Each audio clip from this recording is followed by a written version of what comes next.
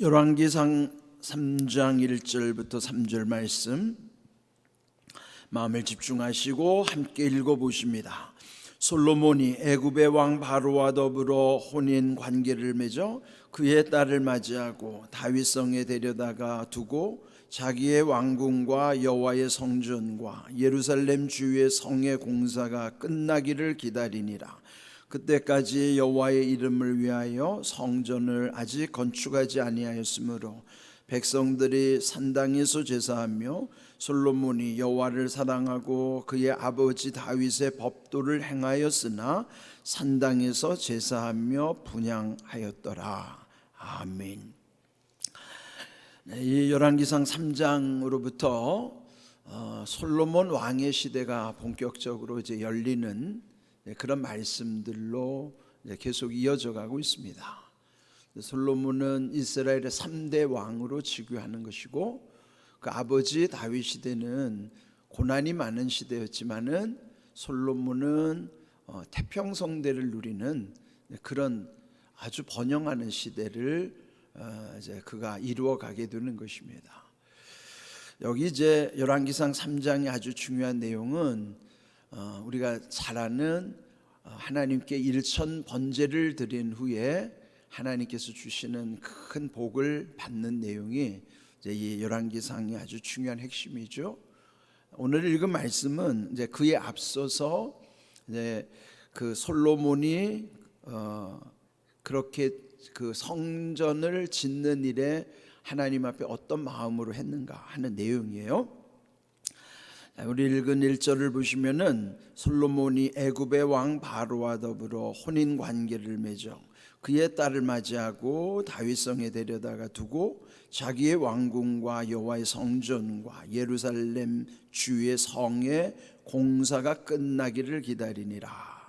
오늘 제목은 끝나기를 기다리니라 그랬어요.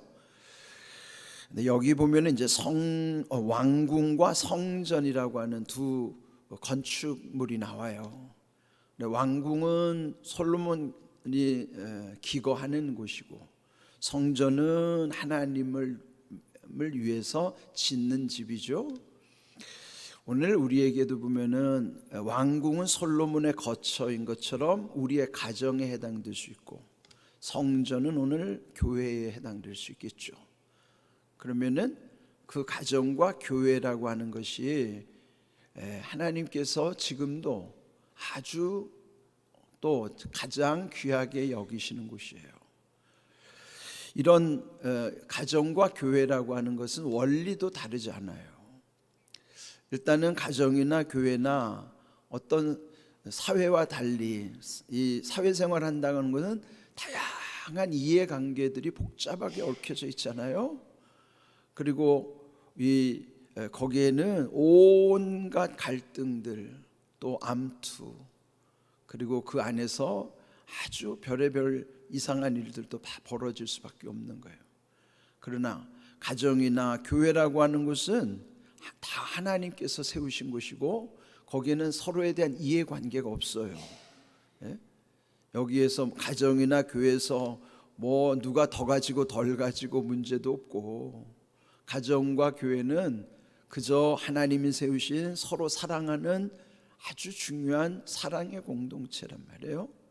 그런데 여기 지금 솔로몬이 왕궁과 성전을 건축하면서 그 공사가 끝나기를 기다렸다 그랬습니다. 그런데 1절의 시작이 별로 개운하지가 않아요. 거기 보면은 솔로몬이 애굽의 왕 바로와 더불어 혼인 관계를 맺고 그 바로의 딸을 맞이하여 다윗성에다가 데려다 두었다 하는 것이죠.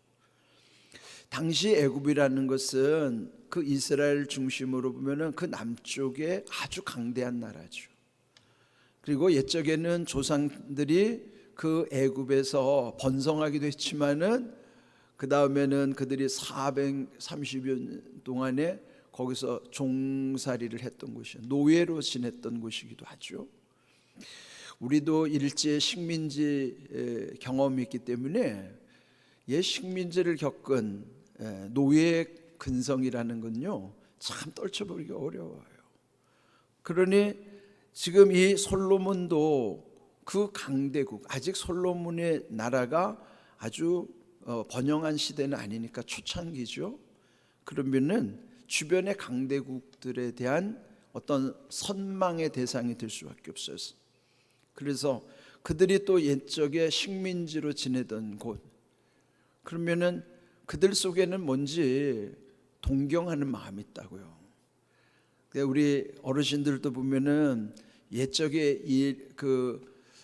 일제 강점기를 겪었던, 저희도 보면은 옛적에 우리 할머니들 세대, 지금 이제 다 돌아가시고 그러는데, 저희가 어릴 적에도 그 할머니들을 보면은 그 일본에 대한 물론 박해받았던 것도 있지만 향수에 대해서 그때 좋았던 경험들도 얘기하는 분도 있어요.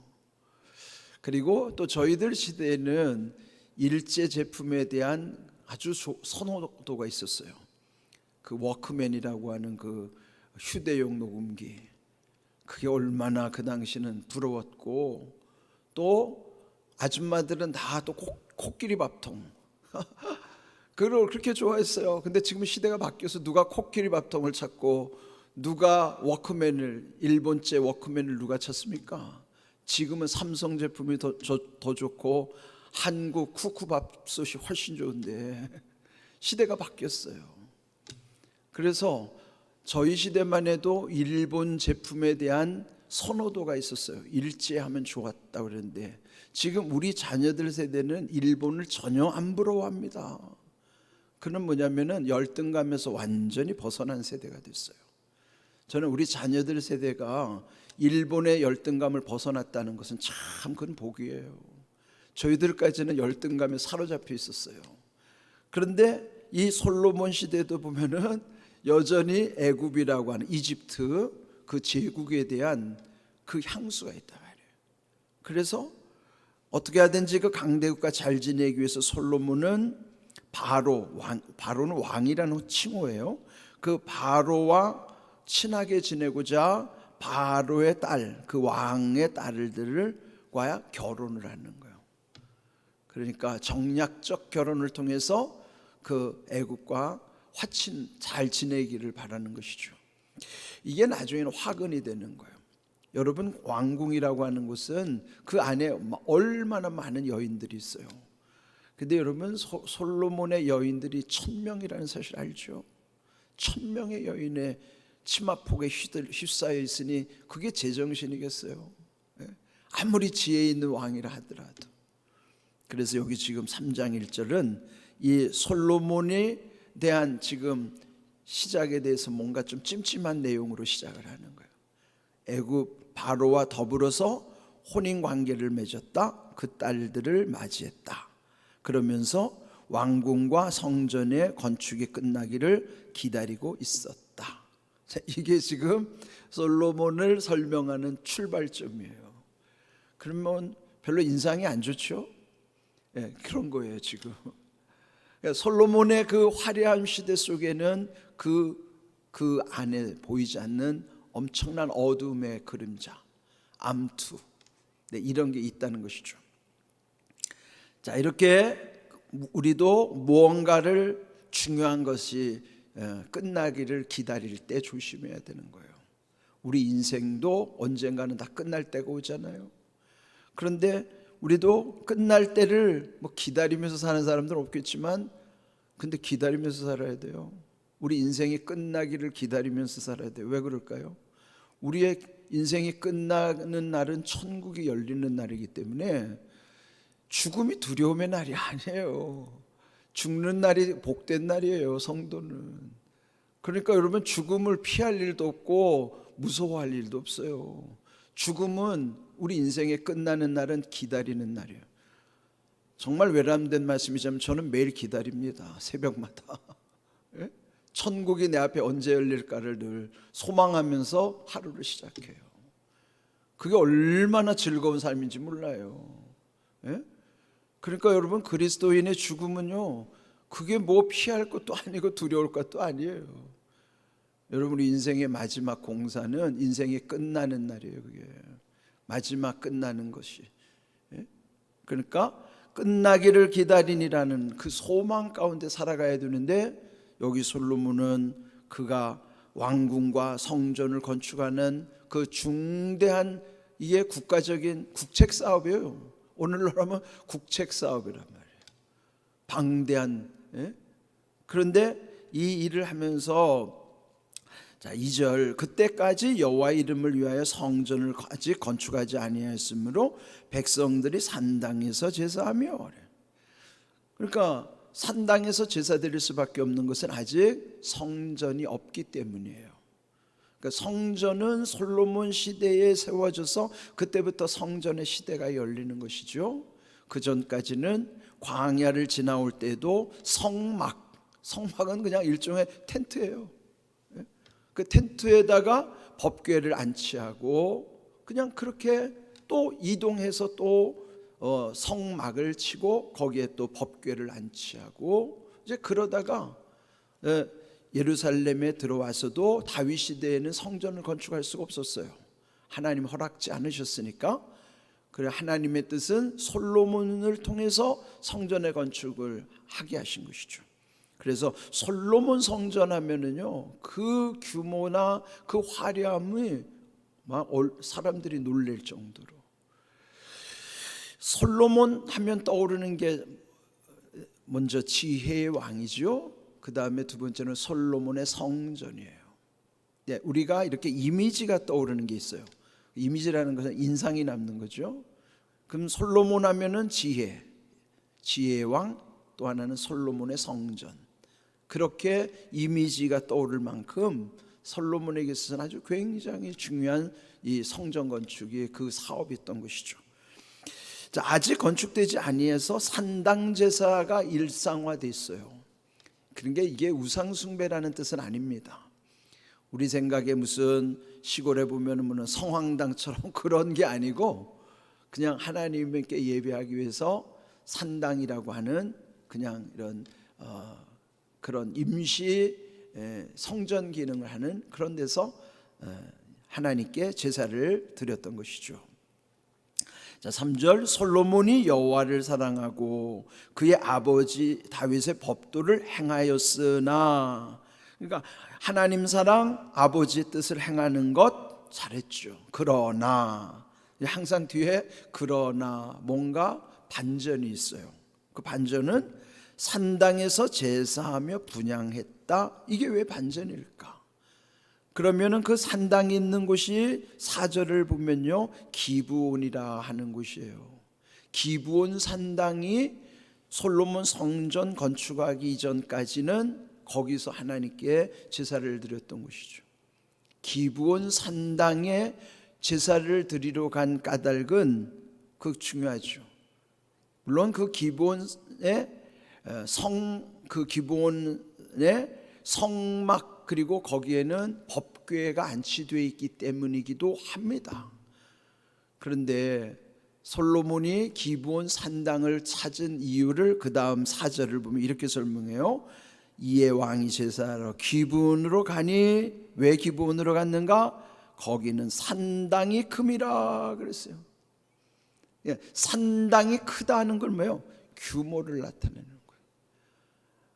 원래 본질을 말씀하려면은 거기에 법궤가 있기 때문이다, 이렇게 해야 맞아요. 그런데 산당이 크기 때문이라 그러면 무슨 뜻일까요? 우리는 큰 거 좋아하잖아요. 우리는 조그만 나라에 살기 때문에, 그리고 옛날에 고생을 하도 많이 한 민족이라 큰 걸 좋아해요. 규모를 늘 따진다고요. 솔로몬이 여기 지금 1절에서도 애굽을 그리워하면서 애굽의 왕과 또는 그 애굽의 왕의 딸들을 아내로 맞이하는 것처럼, 그건 뭐예요? 아직 마음에 자기 정체성이 있어서 큰 나라 애굽, 산당의 규모 크기 때문에 거기로 갔다. 그는 뭡니까? 우리 안에 있는 허상이란 말이에요. 우리도 되게 큰 거 좋아하고 큰 게 부럽고 그렇잖아요. 남의 집 큰 거 부럽고, 남이 큰 일을 하면 그거 부럽고, 크게 되면 그거 부럽고. 우리는 늘 규모에 대한 그 집착이 있어요. 솔로몬도 지금 그게 다르지 않은 거예요. 여러분 이거 조심해야 됩니다. 규모가 나쁘다는 게 아니라 규모에 집착하지 말라는 거예요. 그게 우선이 되면 안 된다는 것입니다. 그러니까 신앙생활도 마찬가지예요. 교회를 큰 걸로 따지는 사람이 있어요. 되게 우리 목회자들도 되게 관심을 갖는 거예요. 뭐 누구를 따지면 그 교회 몇 명 모여? 그 교회 예산이 어떻게 돼? 그게 보편적으로 관심사항이 되거든요. 그게 뭐예요? 규모에 대한 집착이란 말이에요. 예? 그래서 우리 교회가 큰 교회입니까? 작은 교회입니까? 그래서 상대적이에요. 우리 교회보다 큰 교회에 비하면 우리는 작은 교회고, 우리 교회보다 작은 교회에 비하면 우리는 너무 큰 교회예요. 우리는 크고 작다는 게 상대적인 것이지 그게 무슨 절대적인 기준이 될 수 없어요. 하나님은 규모에 관심이 있지 않습니다. 하나님은요 생명에 관심이 있어요. 자, 신명기 7장 7절을 한번 읽어보겠습니다. 여호와께서 너희를 기뻐하시고 너희를 택하심은 너희가 다른 민족보다 수요가 많기 때문이 아니니라. 너희는 오히려 모든 민족 중에 가장 적으니라. 하나님이 이스라엘 민족을 택한 까닭은 그들이 대단해서가 아니라는 거예요. 규모 때문이 아니라는 거예요. 하나님이 이스라엘을 택한 까닭은, 그리고 그들을 기뻐하신 이유는 다른 강대한 나라보다 수요가 많기 때문이다, 규모가 크기 때문이다 아니라는 거예요. 오히려 그 주변의 모든 민족들보다 가장 적은 민족이기 때문에 너희를 불쌍히 여기고 너희를 택했고 너희를 인하여 기뻐한다는 거예요. 하나님은요 언제나 약자 편이에요. 미련하고 연약하고 천하고 멸시받고 없는 자들, 이게 고린도전서 2장에 바울이 강조하는 표현이에요. 하나님이 택하신 백성들의 기준이에요. 잘난 사람은 하나님 안 믿어요. 자기가 하나님인데. 잘난 사람은 자기가 하나님인 사람이 잘난 사람이란 말이에요. 그러니까 우리가 늘 항상 미약천멸업의 존재란 말이에요. 미련하고 약하고 천하고 멸시당하고 없는 자, 미약천멸업의 존재란 말이에요. 우리가 그거 바울이 강조한 거예요. 여러분 사람이 대단하면 얼마나 대단합니까? 대통령이 최고 권세도 5년 이제 절반도 안 남았어요. 예? 한번 끝나고 어떻게 되는지 보십시오. 벌써 앞이 보이잖아요. 이게 현실이에요. 권력은 여러분 화무 11홍이에요. 화, 꽃은 10일 열을 붉은 꽃이 없다. 화무 11홍 11홍. 권불 10년, 권세가요 10년 가는 게 없다는 거예요. 화무 11홍 권불 10년이에요. 그게 뭐예요? 인생 대단하지 않다는 거예요. 규모를 부러워하지 마십시오. 거기에 집착하지 마십시오. 남이 가진 것 그거 시기 질투하지 마세요. 하나님은 내게 주신 이 내 모습 그대로를 감사하면서 살아가기를 원하시는 거예요. 그럴 때 은혜를 더해 주시는 것입니다. 오늘 주신 말씀, 솔로몬의 시대가 번성해 가겠지만은 지금 솔로몬 안에 있는 약점이 뭔가를 보여주시는 거예요. 그가 애굽의 마음을 둔 것과 또 하나 기브온에 제사하러 간 게 그 산당이 컸기 때문이다. 이거 우리 조심해야 돼요. 큰 것에 대한 환상을 버리시란 말이에요. 하나님을 가장 우선으로, 하나님의 은혜와 하나님의 사랑 가운데서 우리의 모든 것들이 하나님의 은혜 가운데서 길이 열려지는 것이 그게 복이에요. 여러분은 유혹을 받을 때 하나님의 말씀 붙잡고 거기로부터 늘 감사하면서 하나님의 은혜를 누리는 복된 믿음, 복된 삶이 되시기를 주님의 이름으로 축복합니다. 아멘.